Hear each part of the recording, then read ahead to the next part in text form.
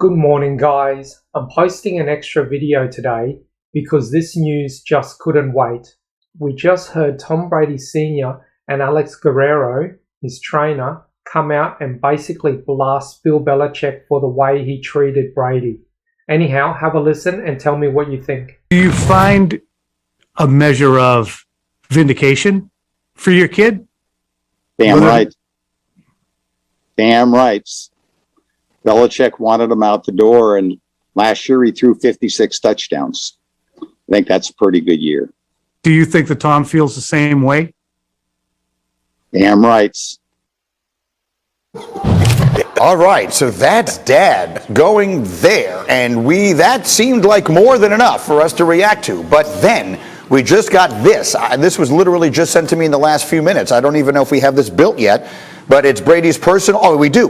Well done. This is Alex Guerrero, which is Brady's personal trainer and business partner, the whole TB12 thing.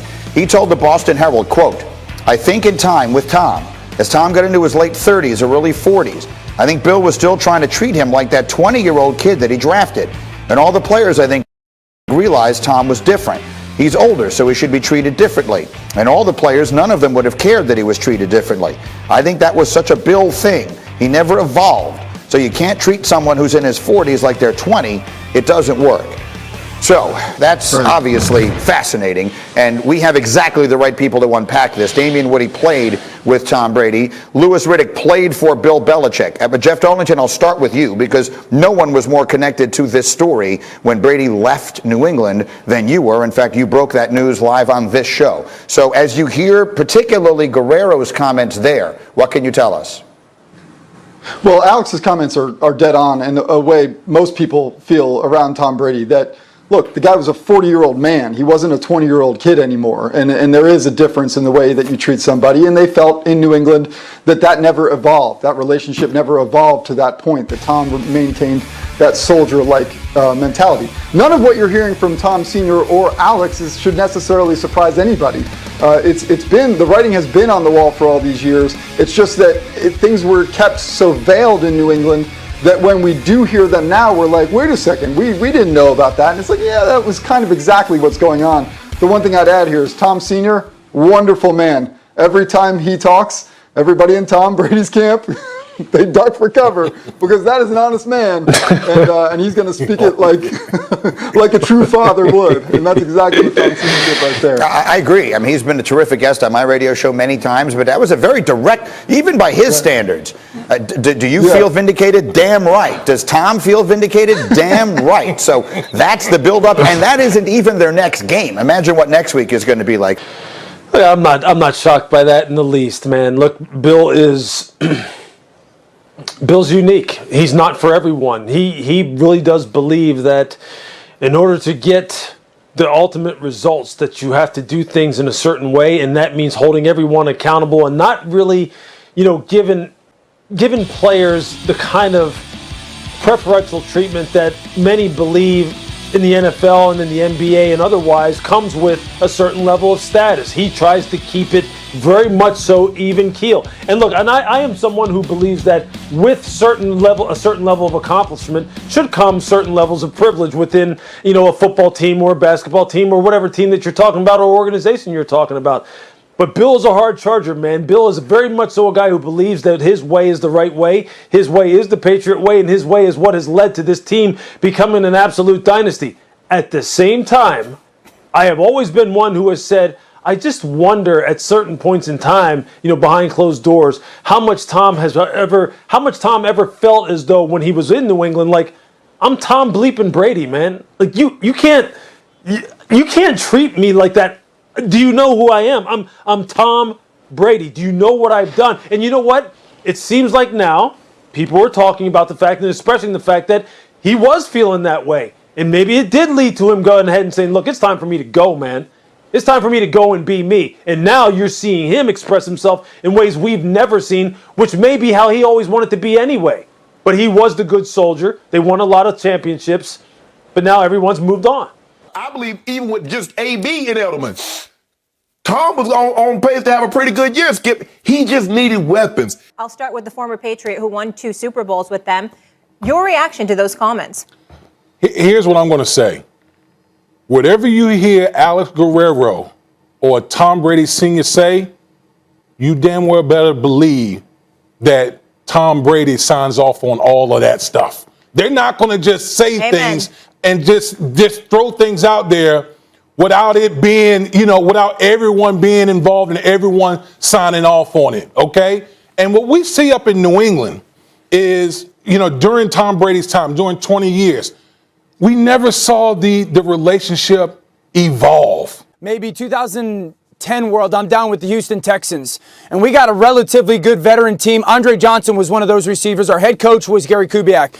And we would go outdoor to indoor practice-wise. And Coobs didn't want to practice inside because Andre would really never practice inside. And Woody, you know this because they're surface, right, on the joints. Yep. And a couple of the young players used to get upset about it. Be like, why does Andre get not to practice and whatnot? And Gary Kubiak said, I'll treat you guys all fairly, but not equally. That's and right. You guys have not earned the right for me to treat you the way I treat Andre. And I think it's one of those situations where you can't teach an old dog new tricks. Bill has his way, and it's worked. And he doesn't want to hear from anybody else of doing it differently because we watched Brady develop this TB12 method, right? And Brady continues to have success, and he's doing it a little bit differently than the Patriot way.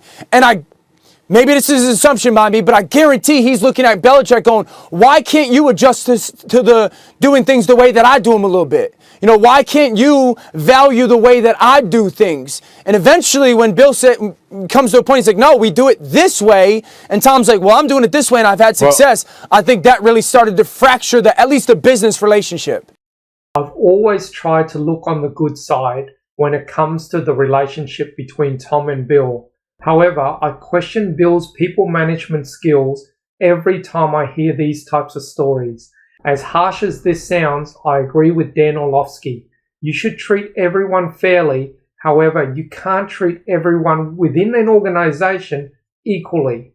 It does not work. If someone does more work, makes more sacrifices, has a bigger impact, and brings results, they deserve much more respect, more reward, and more kudos, and more everything. This applies everywhere in life, not just sports. Look at communism, for example. It sounds great in theory. Everyone is equal, everyone gets the same. But in practice, why would I work my butt off and only get paid the same as someone who does jack all? I'm sorry for getting political. It was the first example that came to mind. You know what? I'm Tom Brady, damn it. Like, do you check my resume? Yes, you got a resume, but damn it, check my resume. Like, I shouldn't be treated like everybody else on the roster because of what I've done. And so none of this stuff is surprising at all. And I think in the back of Tom's mind, I know they're going to be playing the Rams, but I'm telling you, in the back of Tom's mind, he would love to go to New England and thrash New England up there at one Foxborough place. I can tell you that right now. I think it extends even further in certain respects. If you remember, when it first came down that Tom was leaving all that stuff, I basically came on the air and reported. I didn't give an opinion. I reported news, and I said, look, if Bill Belichick wanted Tom Brady back, Mr. Kraft and the Patriots would have worked it out, and Tom Brady would have stayed in New England. Bill Belichick wouldn't do that. So Tom Brady walked out the door. Now, that's Bill being old school. That's Bill being stubborn. That's Bill being about his way, because particularly when you win enough, guys, you know this. When you win enough, you get to a point where you say, I'd rather do it my way. See, when you're starving to win at all costs is when you've never won. Yeah. But when you win, now it's like, all right, I proved myself. Yeah. So I'm going to make sure I'm comfortable with how things are. And if you're Bill Belichick and you're deferential to a player, even one the caliber of Tom Brady, you're still viewing him as a player. And Tom Brady's mentality is like, I've earned the right to be viewed as something more than that, as something more as just a typical dude that's showing up to work, doing the job you need me to do. I've done that for you. Do right by me. And so he thought about the pay cuts, and he thought about the alterations and modifications to his salary and some of the other sacrifices that he made. And he's like, and you're going to treat me like this? Guys, that extends to corporate America. everywhere. Of course. If you have people, when you have talent, that's big time, and they produce for you, and they do things your way, and they put in that work, but you still want to treat them like they're just anybody else, that's when they don't want to work for you no more. Because they're looking to be appreciated. And that is what happened in New England, which is why Bill Belichick better make damn sure that he wins in the future. Because even with the 6 rings as a head coach and the 2 as a coordinator, if he never wins again, but Tom Brady continues to win, it will forever be held against him because you know that's the reason you're struggling, because you wouldn't adapt. No matter how you want to couch it or how you want to parse it, as you just did, this still already has gone down as the biggest mistake in NFL history. And I get all the nuances that you just showed, you detailed for us. And I agree with everything you just said. But big picture, you just pushed a quarterback out the door who immediately, even in the middle of a pandemic with no preseason, went to another franchise that had been woeful, had the worst all-time record in the history of sports as a franchise, known as the Buccaneers.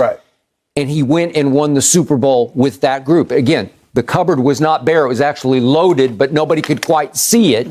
Because Jameis was there, and Jameis was leading the NFL in turnovers by far, running away with what was it, 30 interceptions and 5 lost fumbles, 35 total turnovers.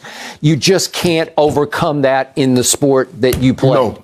And that's why they went 7-9 the year before, and that's why they were camouflaged, just sitting there hiding in plain sight.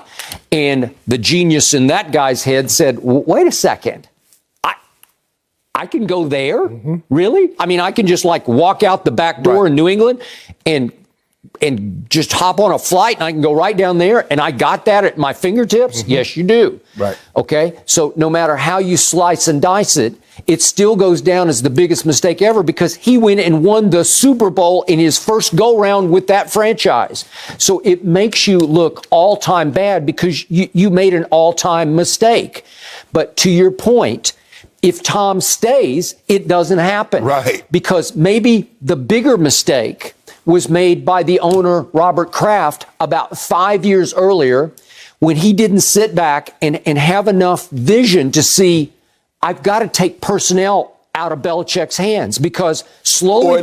No, you can keep personnel, but I'm just going to take this personnel out of your hands. Okay, but do you need a GM? Do you need a personnel director? Do you need a draft master? Do you need somebody to come in and acquire players and let Bill coach what gets acquired? But Skip, most of the time, when you're dealing with a guy like Brady, in my being around the league and following the league closely, when it comes to guys like that, that's an owner and a quarterback dealing with each other. That's not the general manager. Okay. So when something needs to get done, a contract needs to get done, they would work that directly. Eddie DeBartolo is working directly with Joe Montana. Okay, but what I'm saying is, what happened over the last 5 years in New England was, you said for disaster. him to let it get the cover, get that bit. Okay. He let it happen. I'm not talking about the money. No, I'm not talking about contracts. I'm talking about acquiring players. Right. He let it get the failure was that he kept saying, because he has no input into that. And he keeps saying, we're getting a little worse, and then we're getting a little worse, and then we got a lot worse, and then we got a whole lot worse. But see, here's the thing, though, Skip. Even though the talent was getting worse, Brady was still playing at such a level that he could elevate it and you were winning Super Bowls. And so, Skip, you're blinded to the fact we just won another Super Bowl. But you look around like, well, damn, our talent is not nearly the level of what X is. But because Brady was at that level, but then the last couple of years, it had gotten so bad that even the great Tom Brady couldn't elevate it anymore. Okay. But he knew that he could go show the Buccaneers how to win. Yes. Like, what do we always talk about? My Dallas Cowboys. They just might be the most talented team on paper. And then what happens? Well, they don't have him at the helm. They don't have him running the locker room. They don't have him as the ultimate final voice, of reason in the franchise. Because Skip, it's a situation when a guy like that walks into the room, everybody gets quiet. What is he going to say? What does he want to say? What does he need to say? Because I'm all ears. He's instant credibility. Skip, this ain't no, well, if things go right, that's Tom Brady. He's walking in with six Super Bowls, all these MVPs. You know what he represents. That's a whole different ball. That's Tom Brady. Yep. That ain't just some guy. That's the guy. Tom Brady's looking around like, okay, where can I go? Mike Evans made the Pro Bowl. Chris Godwin did too. O.J. Howard, the first-round draft pick. Man, look at those two linebackers. Devin White was defensive rookie of the year. Levante David. Wait a minute. Shaq Barrett led the league in sacks the year before? Aha. I played against Ndamukong Suh. Aha. I played against JPP in the Super Bowl. Oh. Did you hear anybody in the media saying he's got to go to Tampa? No, Nobody said that. I didn't see it. You didn't see it. No. I never heard anybody else say it. No. Right? No. He saw it and he made it happen. And you will fight me on this. I do not believe any other quarterback alive could have gone there and done what he did in that pandemic year. I don't think Mahomes could have done it. Aaron could have done it. Name them. Name somebody. But they couldn't have gone and pulled off what he pulled off in leadership, in stature, in magnitude of walking in and saying, I got this. That's it for this video. I post a new Tom Brady video every day, so please like and subscribe. That way you'll always have a new Tom Brady video to watch every single day. Thanks for watching.